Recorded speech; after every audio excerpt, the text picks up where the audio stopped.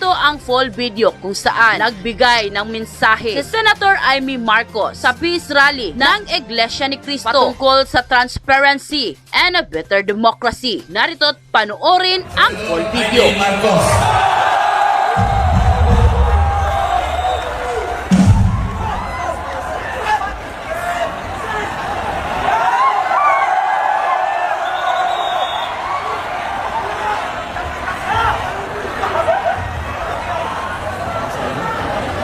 Magandang gabi po sa inyong lahat, mga mahal na kapatid. Ka-Israel, ka-Bien, ka-Ernst, ka-Arnel, lahat ng ating minamahal na kapatid. Higit sa lahat ang classmate ko mula Congress hanggang Senado, Senador Manong Dante Marcoleta. Napakahirap po ang pumunta, tumayo, at magsalita sa inyong harapan. Pero noong paman, alam ko walang madali kapag ikaw ay Marcos. Nanginginig ako at ang aking boses, hindi dahil ako'y natatakot sa inyo, kundi dahil nalulungkot po ako. Ipagpaumanhinig niyo kung sa gitna ng magsasalita ko, ako'y hihinto, hihinga dahil sa bigat ng aking kalooban. Pero hindi yan ang dapat kong ihingi ng paumanhin. Hindi yan ang kasalanan ko sa bayan na dapat ihingi ko ng tawad. Narito po ako dahil sa tawag ng Iglesia ni Cristo para sa transparency, accountability, at hustisya. At dahil sa tawag ng sarili kong konsensya, bilang senador, bilang kapatid, bilang Pilipino, bata pa lamang kami ni Bongbong, alam na ng buong pamilya ang problema sa kanya.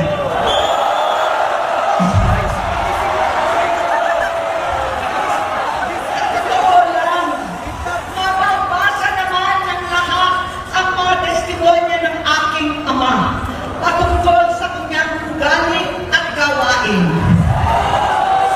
Noon, dahil may tatay pa kami, hindi ko pa siya responsibilidad. Noong tumatanda, ay mas naging nakakabahala. Batid ko na nagda-drug siya.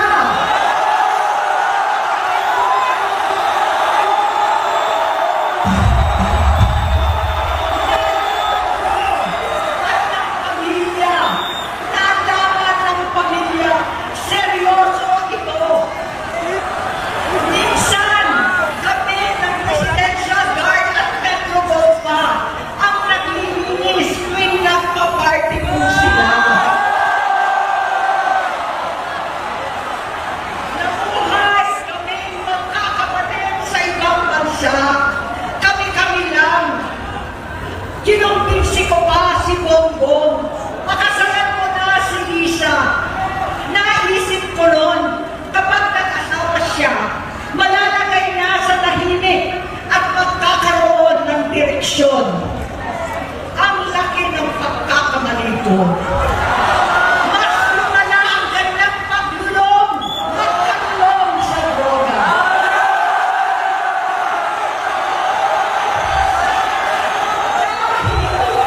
Parehas pa na silang mag-asawa.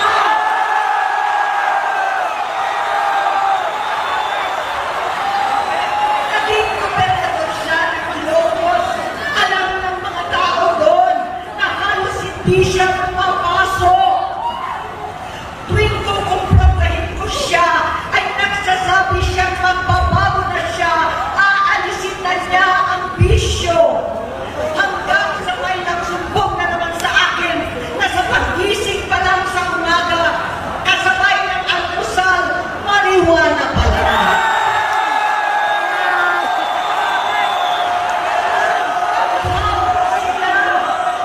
Lahat sila naging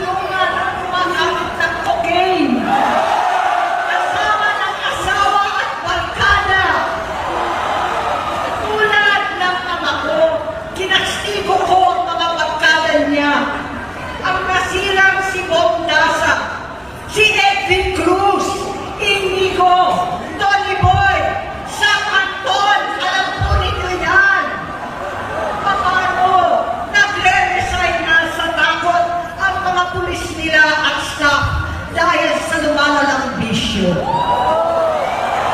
Inayos ko sila dahil gusto niya ituwid ang buhay niya. Gusto niya mag-vice-presidente. Hindi siya pinalad at lalo nagkaroon ng oras para sa bisyo. Simula noon, naging malabo sa amin ang lahat. Kaysa mag-away, bigla na lamang lumayo ang loob namin sa isa't isa. Noong 2016, kasabay ng kampanya ni dating Pangulong Duterte laban sa droga, lumabas ang pangalan ni Bongbong sa listahan. Nakasama siya sa listahan ng mga celebrities, mga artista, Maricel Soriano at iba pa. Masinsinan kong kinausap si Pangulong Rodi. Halos manikluhod ako. Sinabi ko ayon sa kapulisan, dapat unahin, usigin ang mga pusher at saka na lamang sagipin ang mga user. Naligtas si Bongbong. Labis ang takot ko at pag-aalala. Kinausap ko siya at nagsabi siyang talagang siya ay nagbabago na. Muli at lagi, hindi ako nawalan ng pag-asa. Ako'y naniwala ulit. Mula noon, ang natatanggap ko na lang na balita tungkol sa kapatid ko ay regular na pagpapadoktor. Kaya kumama naman ako. Inisip ko, totoo, dahil nakopera na ang tuhod niya sa gout. Siguro, totoo na ito. Hanggang nito, nalaman ko na tuloy ang paggamit niya sa mga party na garapalan ng hahain ng droga. Pinagmamalaki pa ng mag-asawang kayang-kaya nila ang microdosing ng cocaine. Hari-hariin daw para 4 na beses sa isang araw. Hindi mabibisto. Ang pagmamadoktor, pinalabas nila ang pag-stem cell. Nagpapalitan ng dugo, nagpapa-blood transfusion. Kayang-kaya raw, hindi ko maintindihan ang pinagsasabi. Noong 2021, kahit papano, nagkikita kami at nagkakausap. Sumamba siya sa akin talagang hinintunan niya. Naniwala ako kasi sabi niya, gusto niyang tumakbo. Ang sabi ko, tutulong ako sa abot ng aking makakaya. Ipinakilala ko si Bongbong kay Inday. Naging magkatandem sila. Pagkatapos noon ay biglang hindi na niya ako ulit kilala. Kahit si Inday, nagtataka, bigla ko na itsakwera. Kahit ganon, nangampanya pa ako para sa kanya, kahit si Inday na lang ang aking nakakausap. Hindi ko alam bakit ako nakabang sa headquarters nila sa Mandaluyong. Hindi ko alam bakit walang nagre-report sa akin tungkol sa kampanya. Sa totoo lang, masakit mang aminin, nung dinidisqualify na siya, halos papaboran ko na sana dahil may nagsumbong sa akin mula sa kanyang campaign team na gumagamit na naman siya. Nung sinabihan ko, siya at mga taong nasa paligid niya, nagkaisa silang tuluyan akong alisin sa kampanya na ako naman ang bumuo. Sinabi nilang gusto ko na siya ay mag-disqualify para ako ang pumalit. Hindi totoo yun! Iniisip ko ang kalagayan ng aking kapatid at paano siya magsisilbi kung ganyan ang kalagayan niya. Pero pinaparating sa akin na hindi siya lulong at minsan na lamang tuwing nagpa-party. Hindi ko maipaliwanag bakit gusto ko maniwala at hindi mawalan ng pag-asa. Noong nanalo siya, naging pinakamalayo na kami sa isa't isa. Maliban sa opisyal at takbuhan at kapag pumupunta yung nanay namin, hindi ako sumama sa loob ng 3 taon dyan sa Malacanang. Dahil lantaran na doon ang inuman, ang paggamit nila ng cocaine at mga bawal na gamot. Hindi ba ninyo nakikita, naririnig, kakaiba na siya magsalita, hindi na maintindihan.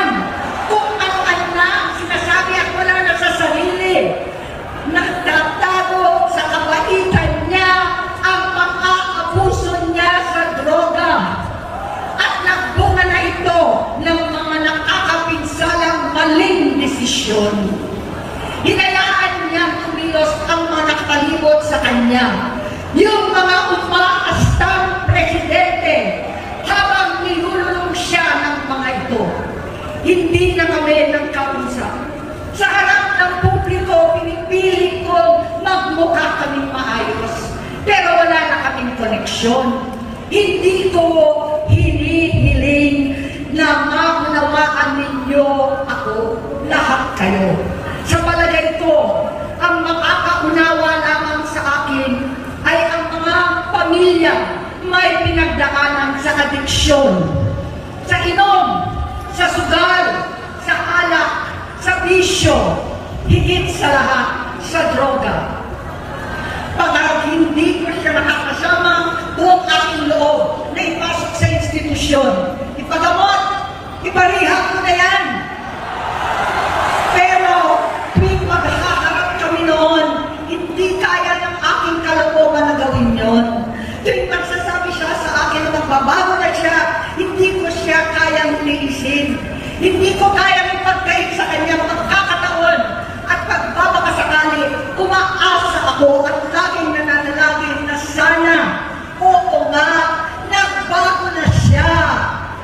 Hanggang dumating ang 2024 at 2025, yung bisyo niya na ang dahilan ng pagbahak ng korupsyon, kawalang direksyon, at maling-maling mga desisyon. Walang accountability, wala na ang hustisya. Hindi na niya alam ang nangyayari. Hindi na pinapaalam sa kanya ang mga pangyayari. Sinamantala ng mga ito ang paggamit niya ng droga. Tinangkap na nila ang kaban ng bayan habang ang mga dating tumatawag sa amin ng magnanakaw ay nakakita ng pagkakataon sirain ang lahat. Nagagamit na nila si Bongbong para sirain si Inday. Itinutulang pa nila si Bongbong at ang bayan sa bangin para umastang tagapagligtas. Mula sa pagtraidor at pagpapahamak kay VP Inday, sa confidential funds na tutuusin ang galing naman sa opisina ng Pangulo, hanggang sa pagpadukot sa dating Pangulong Duterte para itago na lamang sa ibang bansa.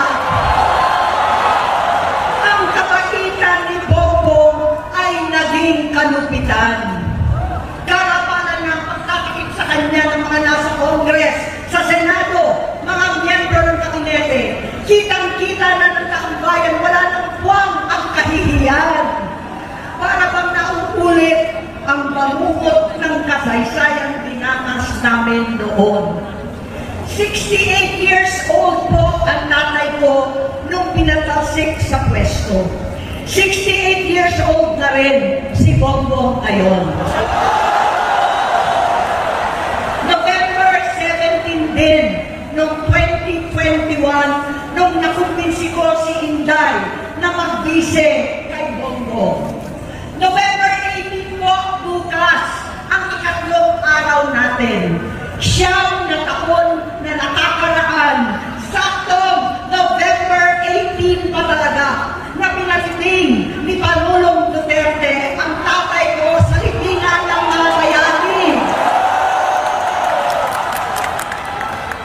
Halo-halo na ang aking nararamdaman, pero alam ko ito ang dulo at hangganan ng aking pagtitiis at pananahimik. Hindi na tayo mananahimik! Dahil nalaman ko pati ang mga anak niya ay nagdodroga na.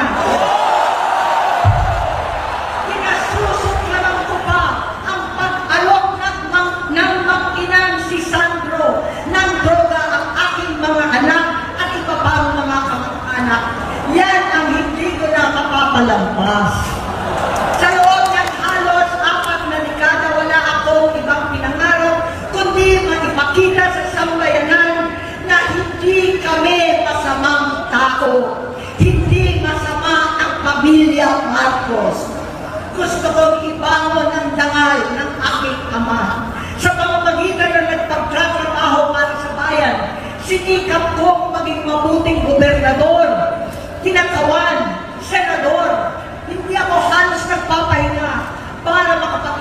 sana ng legasiya na kapag sinabing Marcos, nabawi na namin ang tingin sa nakaraan.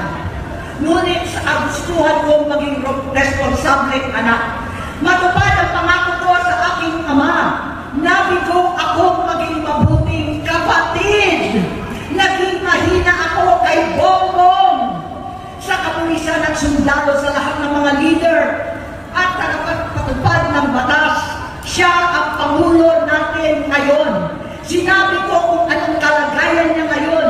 Tulungan niyo ako mapabuti ang kanyang kalagayan. Tulungan niyo ako matulungan siya. Hindi niya ako kalaban. Ang kalaban niya ay ang sarili niya. At nadadamay ang bansa sa laban na yan. Bilang senador at lingkod bayan, batid ko ang mga problema at gaya ng bayan, alam ko rin ano ang solusyon.